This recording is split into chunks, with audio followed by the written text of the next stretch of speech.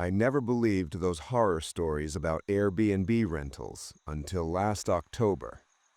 I was working remotely at the time and needed a change of scenery, so I booked a small cabin in the Blue Ridge Mountains for a 2-week solar retreat. The listing looked perfect, secluded, cozy, surrounded by dense forest. The host had 5-star reviews. What could go wrong? The drive up was peaceful. Fall colors painted the mountainside in brilliant oranges and reds. The cabin itself looked exactly like the photos, a tiny A-frame structure with large windows facing the woods, a wood-burning stove, and that rustic charm I'd been craving. The only neighbor was another cabin about a quarter-mile down the dirt road, barely visible through the trees. The first 3 days were exactly what I needed. I'd work during the day with the windows open, listening to leaves rustling and birds calling. At night, I'd build a fire and read. The isolation felt therapeutic, almost spiritual. I hadn't spoken to another human being since arriving, and I loved it. On the fourth night, things started feeling off. I was working late on my laptop when I noticed something strange. My cursor was moving on its own, not randomly, deliberately. It was opening folders, clicking through my files. I jerked back from the keyboard, heart pounding. For a second, I thought maybe I'd hit the trackpad accidentally, but no. The cursor was navigating through my documents with purpose. Then it opened a new browser tab and typed a message in the search bar. I can see you. My blood ran cold. I slammed the laptop shut and looked around the cabin. The large windows that had seemed so charming suddenly felt like vulnerabilities. It was pitch black outside. Anyone could be standing just beyond the glass, and I wouldn't know. I quickly stood and pulled all the curtains closed, my hands shaking. I told myself it was just a hacker, someone who'd gotten remote access somehow. I'd deal with the laptop in the morning. But deep down, something else bothered me. How did they know I could see the message right then? How did they know I was at the computer? That night, I barely slept. Every creak of the cabin settling, every rustle of leaves outside made me jump. Around 3 in the morning, I heard footsteps on the gravel outside. Slow, deliberate crunches circling the cabin. I held my breath, phone clutched in my hand, ready to call 911. But who would come? I was miles from town, down a poorly marked dirt road. By the time anyone arrived, the footsteps stopped at the front door.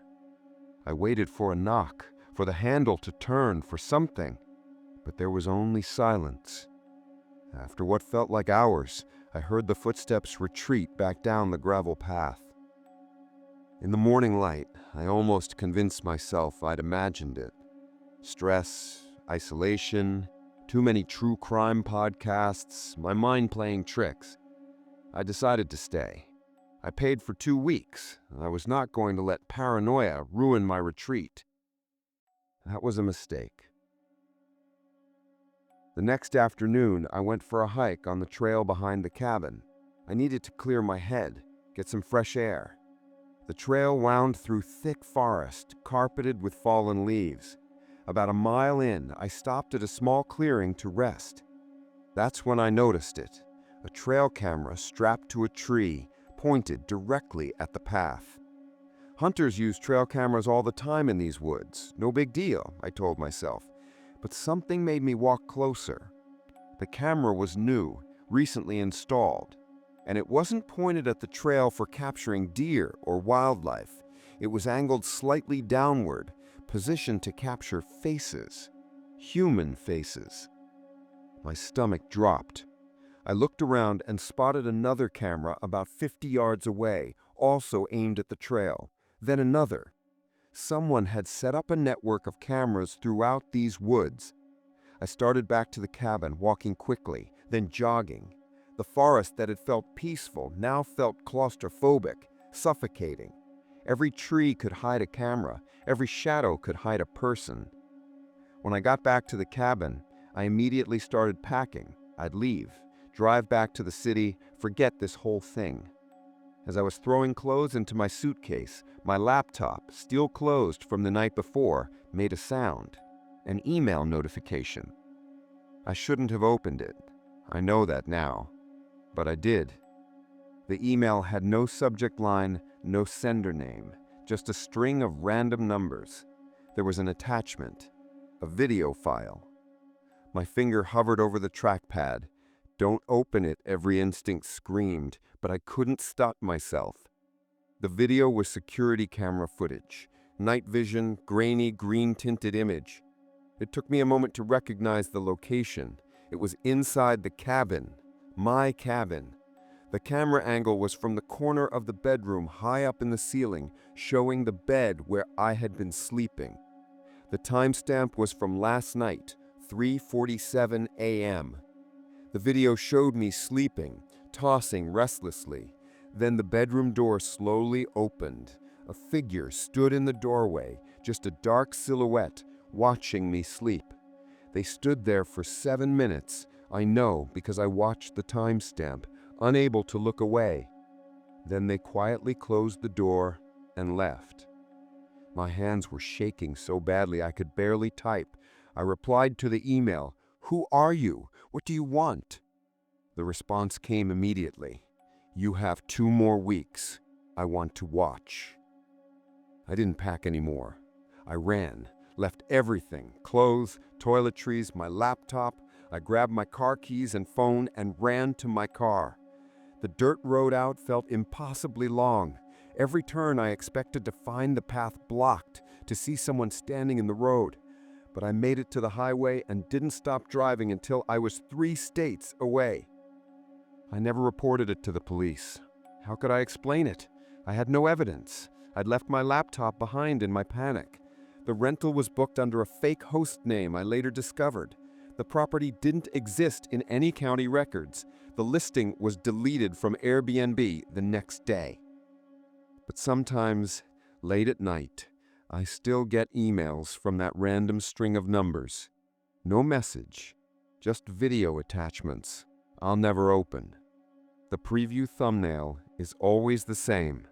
A dark room, a bed, someone sleeping. I don't work remotely anymore. I can't, because I've checked my apartment a dozen times and I can't find any cameras. But that doesn't mean they're not there, and it doesn't mean he's not still watching.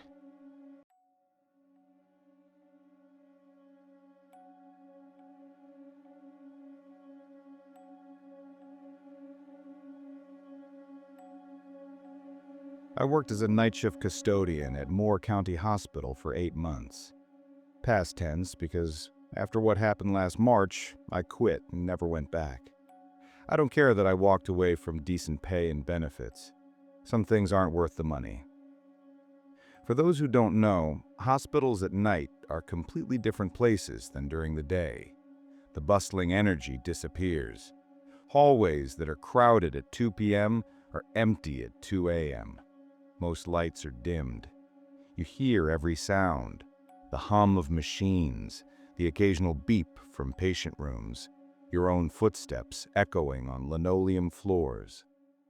I usually started my shift at 11 p.m. in the basement level, where they kept maintenance supplies and did laundry.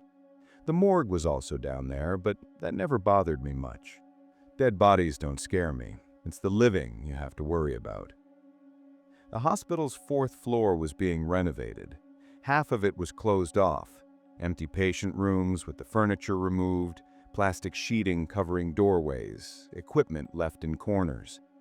My job was to sweep and mop the hallways that were accessible while construction wasn't active. About 3 months into the job, I started noticing something odd on the 4th floor. Nothing dramatic at first, just small things. I'd leave my cleaning cart at one end of the hallway, and when I came back from mopping a room, it would be moved several feet.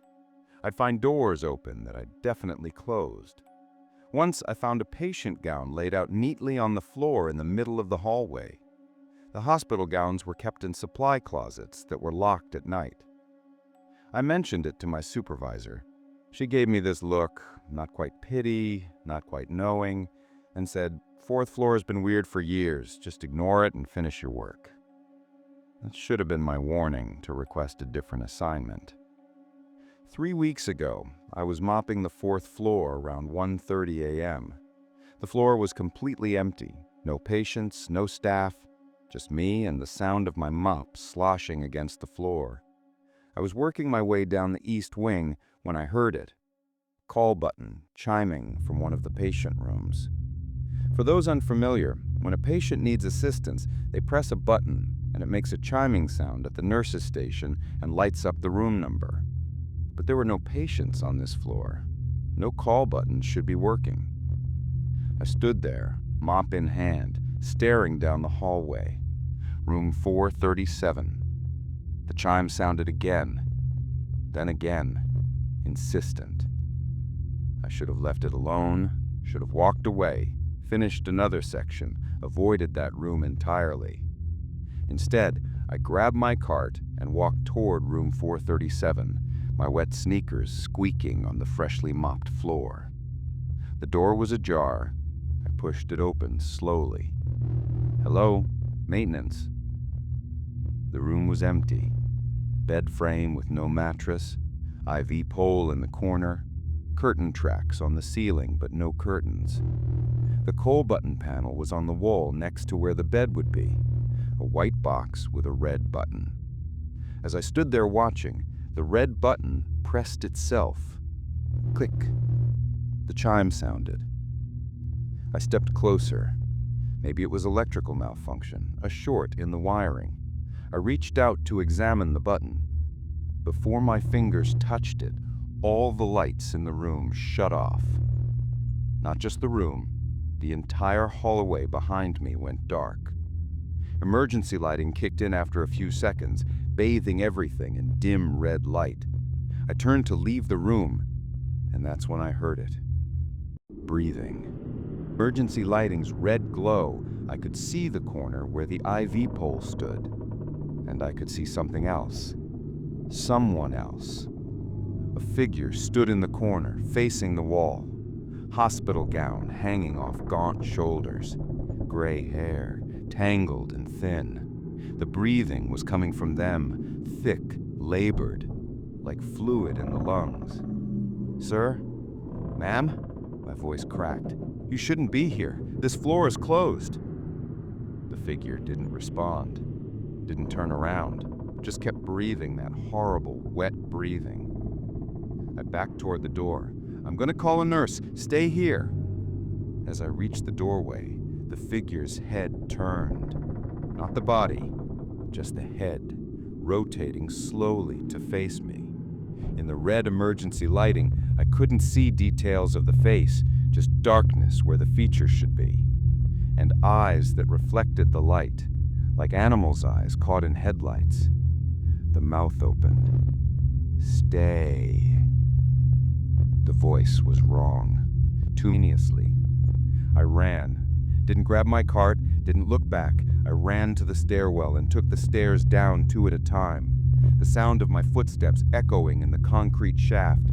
Behind me, I heard the 4th floor stairwell door slam open. Footsteps, fast, too fast, following me down. I burst out into the ground floor lobby, gasping, and nearly collided with Nancy, one of the night nurses. "Jesus, what's wrong?" she asked, grabbing my shoulders. "4th floor, someone's up there, in one of the rooms." I couldn't catch my breath. Nancy's expression changed. "What room?" 437. She went pale, pulled out her phone and made a call I couldn't hear. 2 security guards arrived within minutes and went up to the 4th floor. I waited in the lobby with Nancy, who wouldn't look at me. The security guards came back 20 minutes later. "Floor's empty," one said. "Nothing there." "I checked the cameras," I insisted. "No cameras on the 4th floor during renovation. Too much construction dust, equipment moving around. They disabled them." Nancy finally spoke. "Come with me." She led me to a small office and pulled out an old file. Inside were incident reports dating back 15 years. Dozens of them. Night staff reporting figures on the 4th floor. call buttons going off in empty rooms, sounds of patients crying out when no patients were there. Room 437 specifically? I asked. Nancy nodded. A patient died there about 20 years ago. Medical error, wrong medication dosage. She was only 43. The lawsuit was messy. Ever since then, that room's been problematic. Why didn't anyone tell me? Would you have believed it?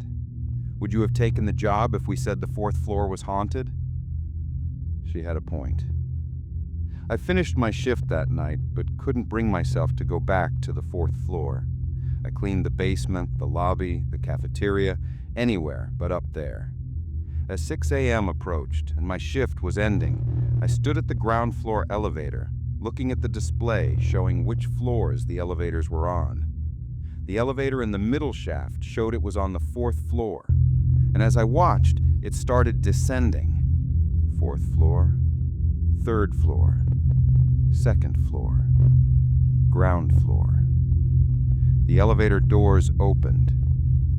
The car was empty, except for the smell. Antiseptic and decay, the smell of old sickness. And on the floor of the elevator, wet footprints leading from the back of the car toward the door. Hospital gown footprints, the kind left by bare, wet feet. The footprints led out of the elevator and across the lobby floor. They stopped right in front of me. I watched as one more footprint appeared, then another, like invisible feet walking away. The footprints led to the front entrance and disappeared.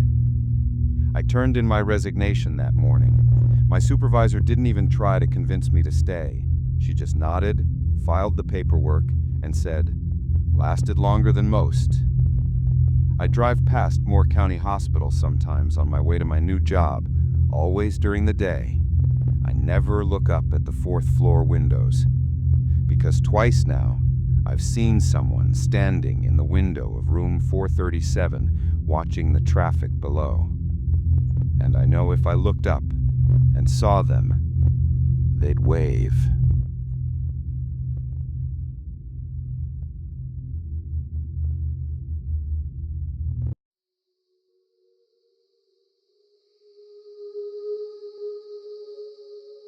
I'm an avid hiker. Every weekend, weather permitting, I'm out on a trail somewhere. I use an app called Trail Tracker to log my hikes, track my routes, and discover new trails. It's popular with the hiking community. You can see where other users have hiked, read reviews, share photos. An hour from my home, a moderate difficulty loop through State Park Forest, about 8 miles total. I'd done it before. I started at 7 a.m., wanting to finish before the afternoon heat set in. The trail was beautiful that morning. Sunlight filtering through the canopy, birds singing, perfect temperature. My app was tracking my route, showing I was making good time. About 2 miles in, my phone buzzed with a notification from Trail Tracker. Another hiker is nearby. Wave to user hiker 2847.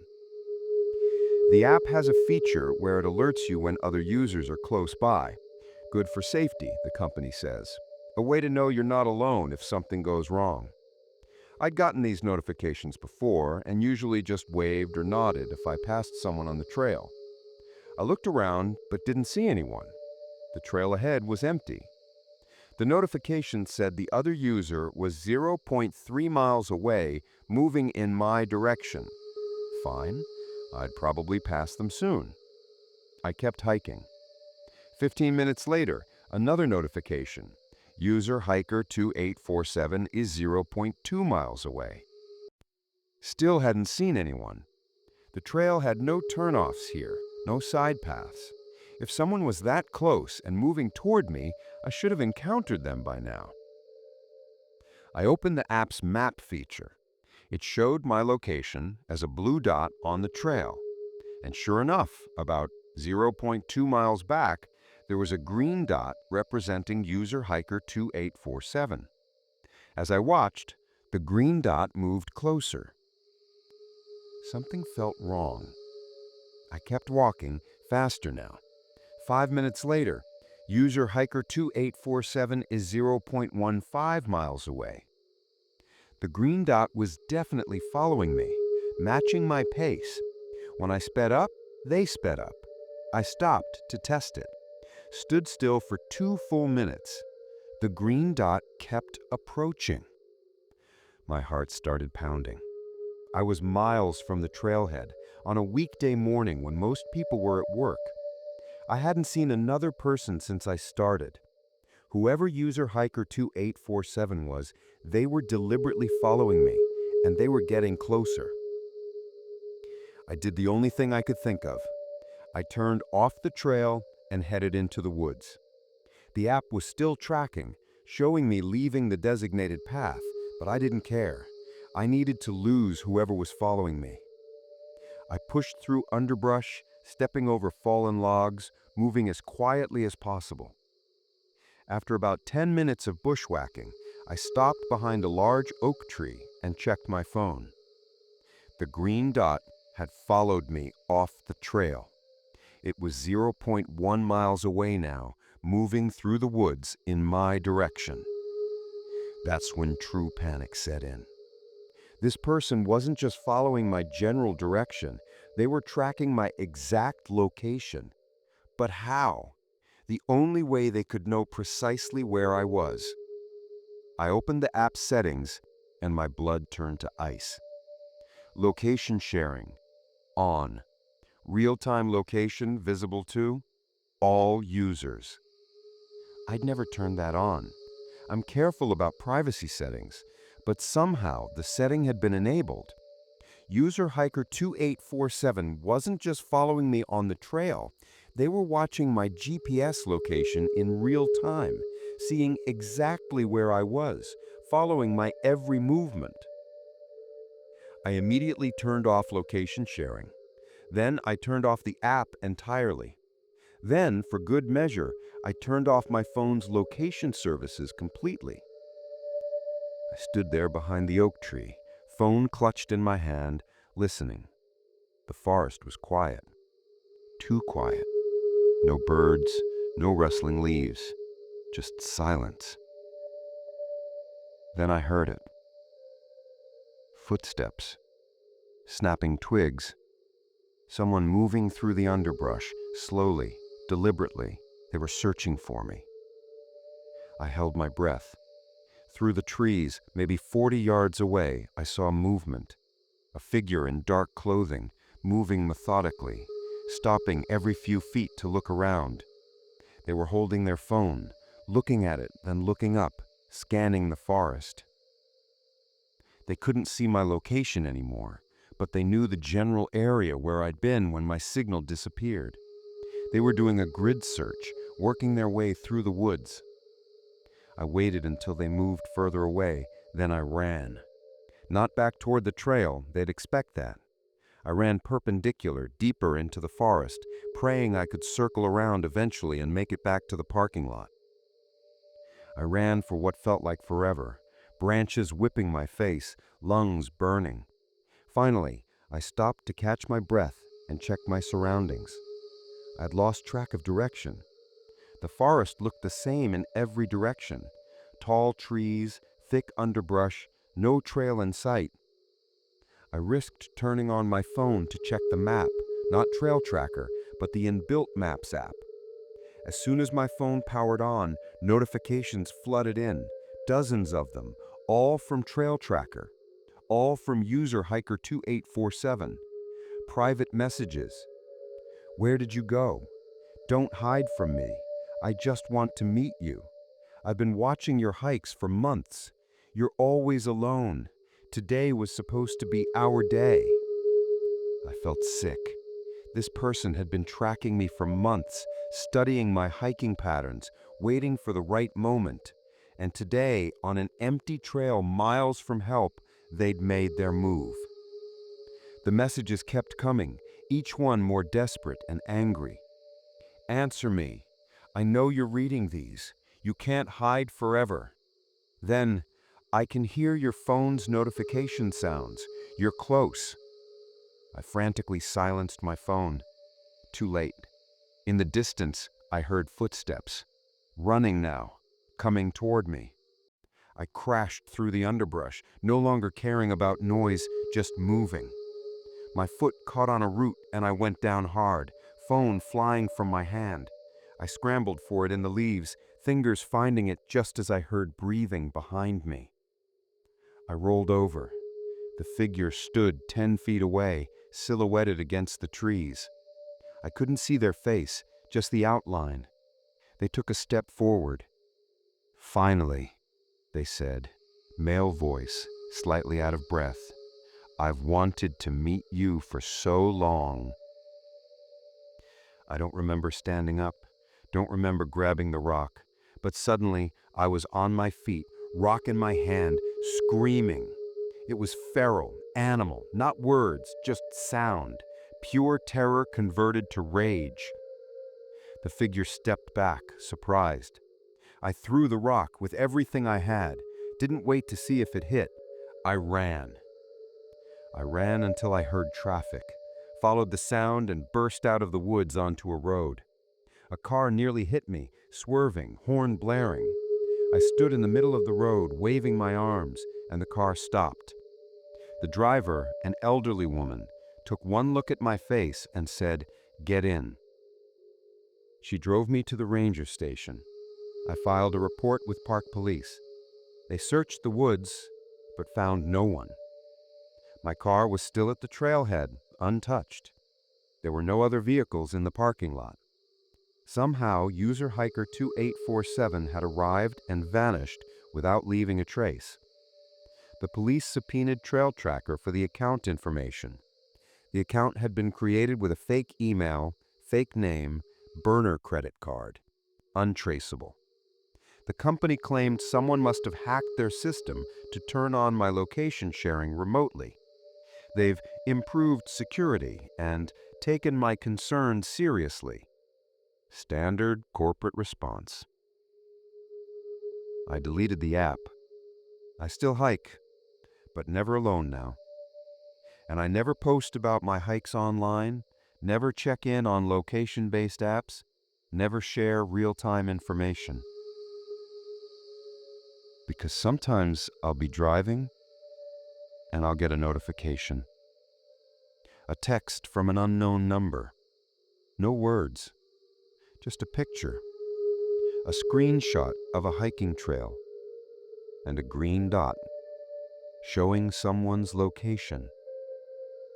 My location from hours earlier that day, showing exactly where I was. They're still watching. And the app isn't the only way they're tracking me.